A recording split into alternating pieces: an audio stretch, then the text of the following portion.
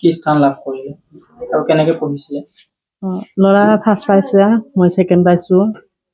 পঢ়া শুনাটো একেলগতে কৰিছোঁ, কেতিয়াবা মানে মই কামত বিজি থাকিলেও তাই অকলে অকলে পঢ়িছে, মইতো ঘৰৰ কাম কাজ কৰিছোঁ আৰু টাইম কাম চাম ফটকৈ কৰি আকৌ ল'ৰাৰ লগত কিবা কিবি শিকাইও লৈছোঁ পঢ়া শুনাৰ বিষয়ে।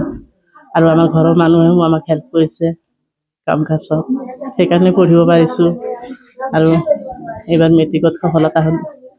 আকৌ আকৌ পঢ়িবনে নপঢ়ে? পঢ়িম, হাই ছেকেণ্ডেৰীটো ক্লিয়াৰ কৰিম। পিছৰ কল্পনা কি? কি ভাবিছে, কি কৰিম বুলি ভাবিছে? ভবা কি কৰিতো আছোঁৱে, মানে মেট্ৰিকটো ক্লিয়াৰ কৰিলোঁ আৰু হাই ছেকেণ্ডেৰীটো ক্লিয়াৰ কৰিম, এইটোৱে মনত আশা আছে। কিমান বয়স হ'ল আপোনাৰ? মোৰ 34। একেলগে মেট্ৰিক দিছা?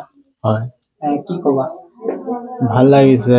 মই মাৰ লগত হাই স্কুল শিক্ষান্ত পৰীক্ষা পাছ কৰিছোঁ।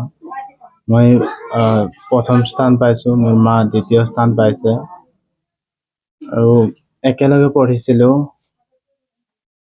মই বিশ্বনাথ অভ্যাসন বিদ্যাপীঠৰ পৰা পঢ়িছিলোঁ।